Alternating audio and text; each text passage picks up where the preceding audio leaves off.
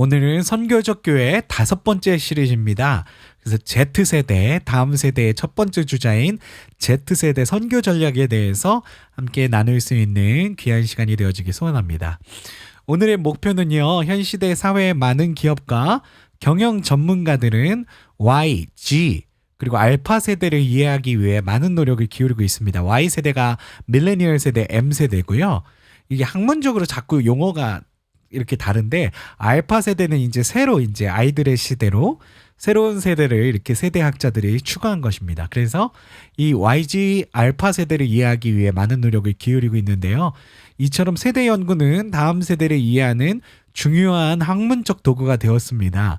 오늘은 세대 연구의 방법론을 통해서 다음 세대를 이해하고 그에 맞는 선교 전략을 세울 수 있는, 우리가 그런 선교 전략에 대해서 함께 고민하고 세울 수 있으면 굉장히 의미 있는 시간이 될 것이라는 생각을 해보게 됩니다. 자, 지금 세계 경영 전문가들, 세계 어떤 문화학자들은요, 세대 연구에 굉장히 이렇게 폭발적인 관심을 기울이고 있습니다. 근데요, 이런 경영 전문가들, 그런 어떤 인문학 학자들 뿐만 아니라 정말 우리 교회도 이 세대 연구가 필요한데요. 그 이유에 대해서 마크 맥클린들이 알파의 시대라고 하는 새로운 세대에 대해서 이렇게 책을 써서 이제 굉장히 많은 사람들에게 영향을 미치고 있는데, 그분의 이야기를 통해서 저희가 한번 알아볼 수 있었으면 좋겠습니다. 제가 읽어보겠습니다.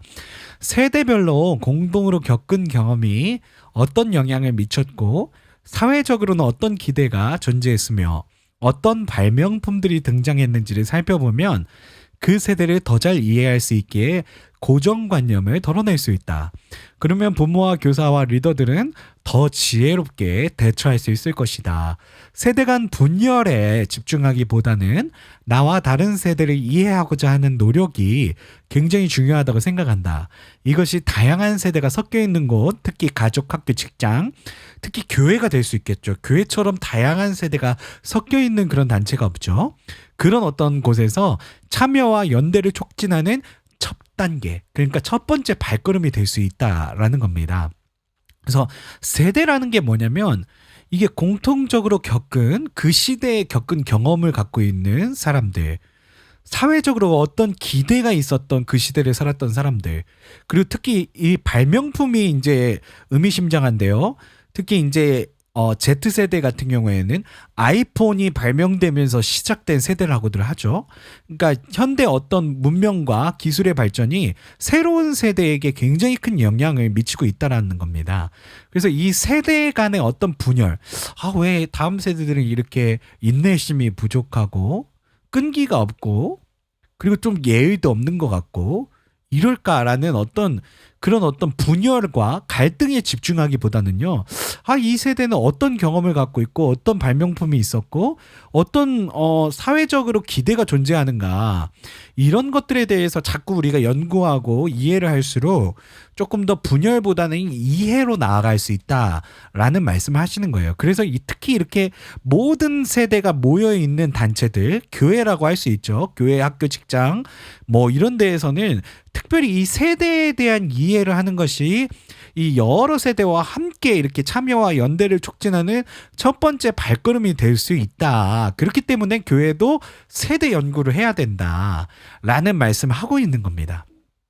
자, 계속해서 진행을 하겠습니다.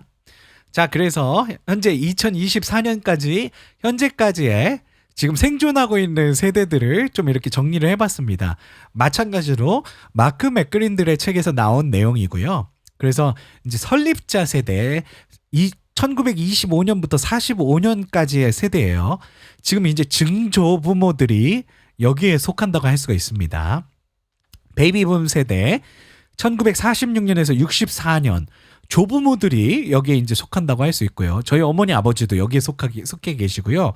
X세대, 이제 부모님들 세대예요. 지금 현존하는 부모님들 세대인데 65년에서 79년인데, 특히 이제 어떤 부모냐면 청년들의 부모님들이 X세대에 속할 가능성이 높습니다. 자, 그리고 제가 속한 세대인데요. Y세대 또는 M세대라고도 하죠. 밀레니얼 세대라고 합니다. 출생연도가 80년도부터 94년.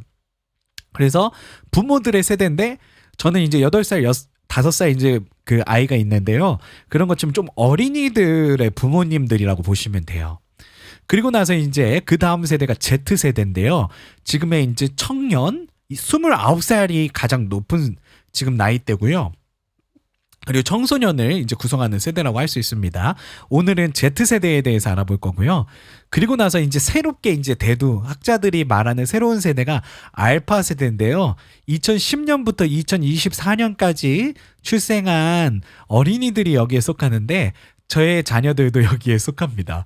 그래서 제 아이들을 이렇게 보면서 알파 세대, 이제 다음 주에는 제가 알파 세대에 대해서 이렇게 말씀을 전하려고 하는데, 이제 저희 아이들하고 이렇게 알파 세대에 대한 책을 앞에 있는 이 마크 맥그린들의 책을 읽으니까요. 우리 애들 이야기더라고요. 진짜 맞는 똑같은 이야기를 하고 계시더라고요. 그래서 이 세대를 이해하는 게요. 여러 세대가 함께 공존하는 교회에 굉장히 중요한 연대를 이룰 수 있는 첫걸음이 되는데요. 사실 지금 한국에서의 지금 갈등의 이슈는 MZ세대잖아요. 이 MZ세대가 왜 이슈냐면은 이 MZ세대의 인구수가요. 이제 베이비부머 세대보다 더 많아졌어요. 그러니까 조부모의 어떤 세대보다 이제 MZ세대의 YG세대의 인구수가 더 많아졌어요. 그리고 그 YG세대가 지금 생산 인구거든요. 그래서 직장에서 일을 하고 돈을 버는 인구예요.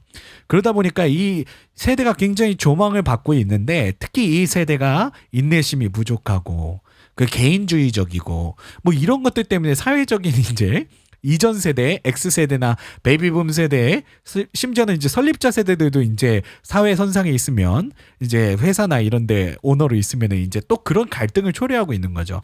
그래서 이거에 대해서 지금 이야기들이 많은데 교회 다음 세대를 언급할 때 밀레니얼 세대를 언급하기가 좀 그래요. 왜냐면 저도 이제 밀레니얼 세대인데 제 나이가 이제 40대 초반이고요. 밀레니얼 세대들은 지금 이제 부모예요. 어린이들의 부모기 때문에 다음 세대를 언급할 때 M세대를 언급하기가 조금 이제는 조금 시기상조가 아닌가라는 생각을 해보게 됐습니다. 그래서 이제부터 다음 제가 설교할 때까지는 Z세대, 알파 세대에 대해서 다음 세대를 조금 정리하면서 어떤 선교 전략을 세울 것인가에 대해서 이 두 세대를 중심으로 타겟링해서 말씀을 드리도록 하겠습니다. 자, Z세대. 특히 이제 지금 이 화면에서 나오는 진투엔지 박사님이 이 세대 연구에 아주 중요한 책들을 많이 쓰고 계시는데요. 진투엔지 박사님은 UC 샌디에고에서 상담학 교수로 재직 중에 계시는데요. 이분이 썼던 책 중에 이제 Me Generation이라는 책을 쓰셨어요. 이거는 M 세대, 밀레니얼 세대에 대한 내용이었고요. 그 다음에 쓰신 책이 이 I 세대라는 책이에요. 그분은 이 학술명을 이제 I 세대라고 하는데 일반적으로 통용되는 세대명은 Z 세대라고 하죠. 그래서 이 두 가지를 혼동하지 않고 들으셨으면 좋겠습니다. 그래서 이분이 이런 책을 쓰셨는데 최근에 또 제너레이션이라는 책을 쓰셨어요. 그래서 제가 이제 그 책도 열심히 연구를 하고 있는데 다음 주에는 그 책에 대한 내용도 조금 소개해 드릴 수 있도록 하겠습니다. 어쨌든 진투엔지 박사님이 저는 이 시대에 아주 세대 연구에 아주 혁혁한 어떤 공로를 세우시는 박사님이라고 생각을 하는데요. 이 박사님이 이 Z세대에 대해서 이렇게 말씀하셨어요. 아이패드나 아이폰 없는 삶을 상상할 수가 없죠. 우리 세대는 진짜 사람보다 휴대전화를 더 좋아하는 것 같아요. I세대가 나타났다. 1995년 이후에 태어난 I세대는 휴대전화와 함께 자라났으며 고등학생이 되기도 전에 인스타그램을 시작했다. 게다가 인터넷이 존재하기 이전의 세상은 기억조차 하지 못한다. 아까 제가 마크 맥그린들 그 선생님의 이 알파의 시대 책에서 이런 얘기했죠. 세대별로 이 세대가 나누는 이유는 공동으로 겪은 경험과 사회적 기대와 발명품도 여기에 영향을 미쳤다. 특히 이 Z세대는요. 이 진투엔지 박사님은 Z세대를 I세대라고 자기 어떤 학술명을 갖고 있는데 이 I의 뜻은 뭐냐면 아이폰의 출현과 함께 탄생한 세대라는 것을 의미하는 거예요. 그러니까 이 I세대에게 이 스마트폰은 그 어느 것보다 중요하다는 거죠. 그들의 문화를 결정하고 그들의 사회적 기대에 그런 사회적 어떤 인식을 형성하고 그리고 또 그들의 어떤 생활 반경을 결정하는 것이 바로 이 아이폰으로 인해서 이루어졌다. 아이폰이라기보다 스마트폰을 통해서 이루어졌다라는 이야기를 하는 거예요. 그래서 이 세대는 어떤 세대냐면 인스타그램을 고등학생이 되기도 전에 시작한 세대예요. 스마트폰을 가지고서. 저 같은 경우에는 이제 밀레니얼 세대다 보니까 386, 486 컴퓨터 세대에 386, 486을 경험했던 세대인데, 근데 이 세대 I 세대는 제가 그 386, 486을 경험할 때 이 스마트폰을 들고 있었던 세대인 거죠. 그래서 이들의 특징은요, 디지털 네이티브예요. 그래서 이 기계를 다루는, 스마트폰이라는 기계를 다루는 실력이요, 이전 세대 베이비 부머 세대나 뭐 그런 다른 시대들 X세대들보다 탁월하게 뛰어나다라는 것이죠. 그리고 그거 없이 살 수가 없다라는 이야기를 하고 있는 거예요. 그래서 이 기성세대들이 특별히 이제 Z세대에 대해서 굉장히 우려하는 부분을 2018년에 TVN에서 Z적 생명체라는 다큐에서 이제 이런 비판과 Z세대의 어떤 반박하는 입장에 대해서 인터뷰를 했던 내용이 있어서 제가 정리를 해봤는데요. 거기서 어른들이 이렇게 얘기해요. Z세대가 뭐가 문제냐? 스마트폰이 최우선적이라 이기적이다. 참을성이 부족하다. 인내력이 없다. 꿈이 없다. 내면적 고민이 결여되어 있다라는 그런 어떤 비판을 하는 거예요. 근데 그거에 대해서 이제 Z세대들이 이제 반대하는 입장을 내놨는데 이렇게 얘기를 하는 거죠. 스마트폰 없이 우리는 살 수 없는 이 스마트폰이 우리를 특정하는 문화다라는 이야기를 하는 거예요. 그 인생의 결말에 대해서 부정적 견해를 갖고 있고요. 성공의 기준이 다르기 때문에 그런 거지, 우리가 인내력이 없고 내면적 고민이 결여되어 있고 이기적인 게 아니다. 우리의 문화다라는 그런 반박을 하고 있는 것을 볼 수가 있습니다. 그래서 이거에 대해서 이런 어떤 첨예한 대립에 대해서 우리들이 어떻게 판단해야 되고, 우리 교회는 아까 말씀드렸던 것처럼 제 생각에는요, 자꾸 그거에 대해서 분열과 갈등의 방법으로 이해하기보다는요, 우리가 좀 더 세대에 대해서, 이 Z세대와 알파 세대에 대해서 더 잘 이해할 수 있는 그런 어떤 방법으로 나아가면서 어떻게 하면 그들을 참여와 연대로 나아갈 수 있게 할 수 있을까, 그것을 이제 베이비 부머 세대나 X세대가 고민해야 되겠다, 밀레니얼 세대가 고민해야 되겠다 라는 말씀을 드리고 싶습니다. 그래서 이런 어떤 갈등이 있고, 이게 기성세대와 Z세대는 이런 어떤 반대되는 의견들이 있다라는 것을 이해하시면 좋겠고요. 계속해서 진트엔지 박사님이 Z세대에 대해서 특정한 내용들을 살펴보자면요, 결국 I세대는 부모들로부터 많은 간섭을 받지만 부모와 덜 싸운다. 이 같은 사실은 10대는 당연히 부모의 구속에 맞서 싸울 수밖에 없다는 베이비 부머 세대와 X세대의 가정과 맞지 않는다. 좀 다르다는 거죠. 베이비 부머 세대와 X세대는 좀 반항의 세대였는데, I세대, Z세대가 I세대예요. 좀 다르다는 거예요. I세대와 10대, 그 부모들은, I세대 10대와 그 부모들은 같은 생각을 하고 있다. 양쪽 모두 느리게 성장하는 데 동의하는 것이다. 이렇게 말씀하고 계시는데요. 이 Z세대가요, 부모하고 같이 있는 시간이 굉장히 길어요. 그러니까 저희 밀레니얼 세대나 X세대가 베이비 부머 세대, 그리고 또 그 전의 세대의 어떤 부모님들과 이렇게 한 집에서 같이 살던 시대가요, 굉장히 어떻게 보면 20살, 20살 초반, 뭐 후반, 뭐 여기까지였다면, 이제 그 베이비 부머, 이 Z세대는요, 30대까지도 확장될 수 있다라는 이야기를 하고 있는 거예요. 그래서 이게 굉장히 부모들에게는 부담이 될 수 있는데, 이제 이런 어떤 상황적인 맥락을 갖고 우리 교회는 고민을 해야 된다는 거예요. 그 어느 때보다 부모의 영향을 더 많이 받고요. 근데 이 Z세대는 다른 세대와 다르게 좀 부모에게 순종적인 경향이 있다라고 진트엔지 박사님이 말씀하시거든요. 부모의 어떤 말을 잘 따르기 때문에 이 부모들의 어떤 교회 생활과 이 신앙 생활이 굉장히 이 다음 세대, Z세대에게 굉장히 중요한 영향력을 끼칠 수 있겠다. 그래서 교회는 계속해서 어떻게 하면 부모 세대를 잘 이렇게 자녀들 가운데 좋은 영향력을 끼칠 수 있을까, 그런 것들에 대해서 좀 더 이렇게 구조적으로 우리 고민할 때가 되었다라는 말씀을 드리고 싶습니다.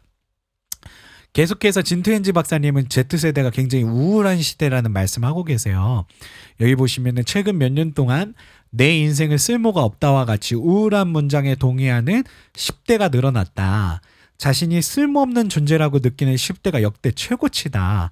반면에 나는 다른 사람들처럼 인생을 즐기고 있다라고 문장에 동의하는 10대는 줄어들었다. 이 문항에 동의하지 않는 것은 명백한 우울증 증상이다. 그러니까 심리학 박사가 이 어떤 설문 어떤 질문 중에 나는 다른 사람들처럼 인생을 즐기고 있다라는 질문에 아니라고 대답하는 것은 우울증 증상이라고 딱 이게 전문가적인 소견을 내놓는 거예요. 우울증에 걸린 사람들은 거의 항상 더 이상 예전처럼 인생을 즐기지 못한다고 답하기 때문이다. 즉 지금 이 Z세대의 그 우울증 수치가요 굉장히 높다라는 거예요. 근데 이게요 심리학자들이 이야기를 하는데 그 다음 세대가 더 이제 새로운 다음 세대로 갈수록 이 우울증 증상이 더 심각해질 거라는 건데요. 저는 이 젠투엔즈 박사님 책을 보면서요. SNS가 이 다음 세대로 하여금 초래하는 결과가 아닐까. 그리고 진투엔지 박사님도 그런 데이터들을 내놓고 계시는데요. 이 SNS를 보시면은요. 이 인플루언서드나 아니면 그들의 어떤 친구들이 보면은 굉장히 그들의 멋진 거, 인생을 즐기고 있는 부분, 그리고 멋진 데 가서 멋진 거 먹고 그리고 예쁘고 아름다운 모습들만 이렇게 포스팅을 합니다. 근데 아까 말씀드렸던 것처럼 Z세대는 스마트폰에 굉장히 의존하는 세대이기 때문에 이 그 인스타그램에 올라오는 포스팅만 보고 쟤는 저렇게 인생을 즐기고 있는데 쟤는 저렇게 멋지게 살고 있는데 저 친구는 저렇게 행복해 보이는데 나는 왜 이렇지? 라는 생각을 하고 있는 거죠. 근데 사실요 SNS의 단점은 뭐냐면 인생은 누구나 흑과 백이 존재합니다. 그 인스타그램에 올라오는 인플루언서들도 다 좋아 보이지만 그 안에 얼마나 그 어두움이 있겠어요. 근데 그런 건 하나도 올리지 않죠. 누가 자신의 어두움을 포스팅하겠습니까? 그러다 보니까 이 다음 세대들이 그런 모습만 보니까 자기 인생은 그렇지 않거든요. 그러다 보니까 더 우울증에 빠지고 비교하는 어떤 의식이 생기게 되고 결국 그런 어떤 마음의 어떤 질병을 얻게 된다라는 그런 말씀을 하고 있는 겁니다. 그래서 교회적으로는요. 사실 이 아이들의 멘토가 될 수 영적 멘토링을 강화해야 되고요. 그리고 또 이 아이들 또래들이 모여서 함께 인생의 흑과 백을 나눌 수 있는 특히 이제 자신의 어두움을 소통하고 함께 기도해 줄 수 있는 또래 공동체가 굉장히 중요하겠다. 앞으로는 그런 어떤 말씀을 드리고 싶습니다. 자, 계속해서 Z세대의 어떤 성향에 대해서 파악을 해보려고 하는데요. 이들의 어떤 소비 성향이 있습니다. 그러면 이들의 어떤 성향을 파악할 수가 있죠. 트렌드 MZ 2019에 보면은요, 이런 말을 해요. 읽기 위한 책을 파는 것이 아니라 책이라는 키워드로 일상의 경험, 나아가서는 오감을 만족시키는 감성을 판매하기 시작한 것이다. 즉, 이 그 Z세대의 어떤 소비 성향, 그들이 추구하는 그런 어떤 좋아하는 성향이 무엇이냐면 어떤 지식이나 어떤 정보를 받아들일 때도 일방적인 지식이나 어떤 형이상학적인 어떤 철학적인 거 뭐 그런 것을 원하는 게 아니고요. 당장 일상에서 쓸 수 있는 거, 경험해 본 거, 그리고 감성적인 거 이런 것들을 추구한다라는 것입니다. Z세대 예배음악이 그래서 굉장히 중요하겠는데요. 이상훈 박사님의 리뉴얼 처치에 보면은 그렇다. 이 시대는 음악을 통해 소통하고 음악을 통해 공감한다. 음악이 메시지이며 음악이 문화인 세대를 살아가고 있다. 그런 측면에서 볼 때 지저스 컬처의 예배 사역은 현대 음악의 깊은 영성을 입혀 하나님과 영적인 소통이 가능하게 하는 특별한 힘이 있다. 이상훈 박사님의 어떤 이 그 메시지를 보면서 느끼는 거는요. 지금 이 세대일수록요 아주 감성적이고 그 경험적인 어떤 예배의 경험을 쫓아가는 다음 세대들이 있다라는 거예요. 특히 여기서는 이제 미국의 어떤 상황을 봐서 지저스 컬처라고 하는 미국에서 아주 유명한 찬양팀, 찬양 선교팀을 예를 들었는데요. 한국에서도 뭐 아이자야 61이라든지 제이어스라든지 뭐 어노인팅이라든지 이런 어떤 능력 있는 어느 아주 감성적이고 감각적이고 그리고 또 아주 성령 임재의 어떤 그런 요소가 강한 그런 찬양 선교팀이 가는 곳에는요.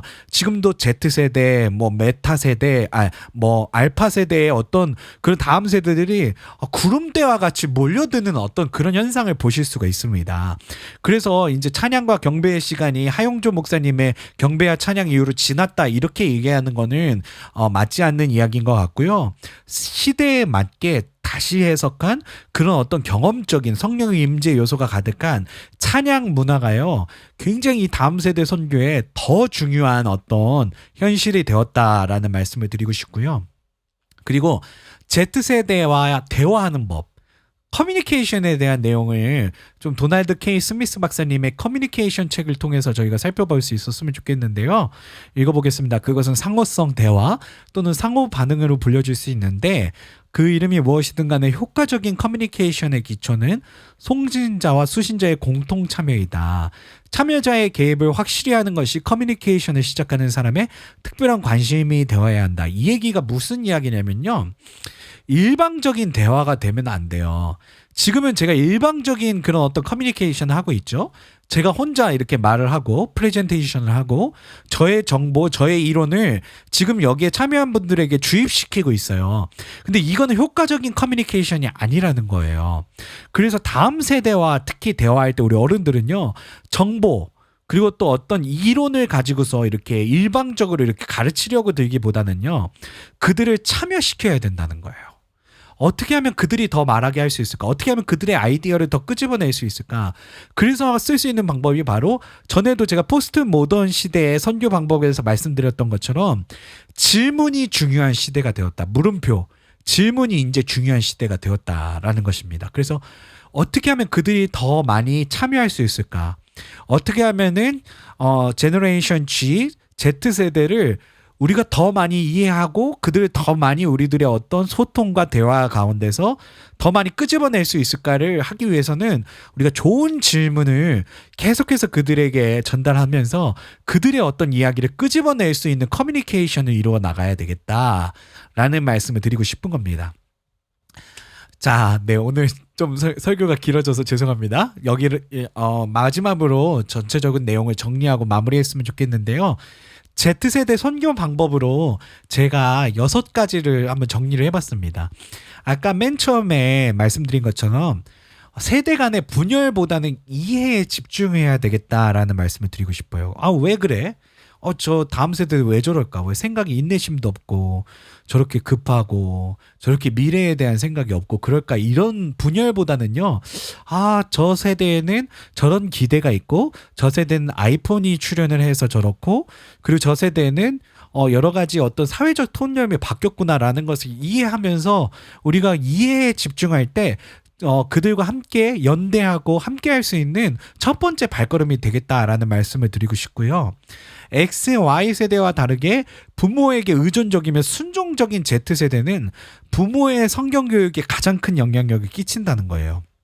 그래서 그는 어떻게 하면 부모들이 자녀들에게 성경교육을 시킬 수 있을까? 그런 교재도 많이 개발해야 되겠고요.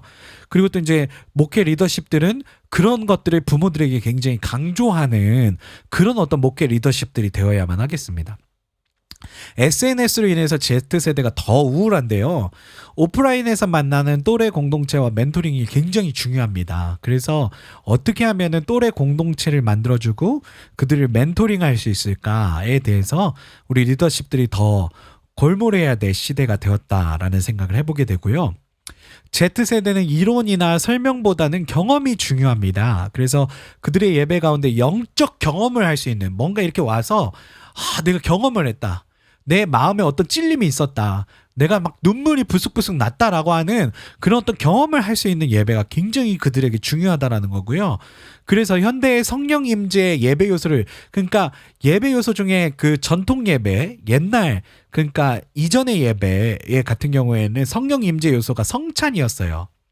예배학적으로는 성찬을 통해서 성령 임재를 경험했는데, 지금 현대 예배에서는요, 이 성찬이 담당했던 성령 임재 경험의 요소를요, 이제 경배와 찬양이 그 역할을 가져갔다라고 합니다. 그래서 이 찬양의 역할이, 성령 임재 경험을 할 수 있는 찬양의 역할이 더 중요하게 요구되는데요.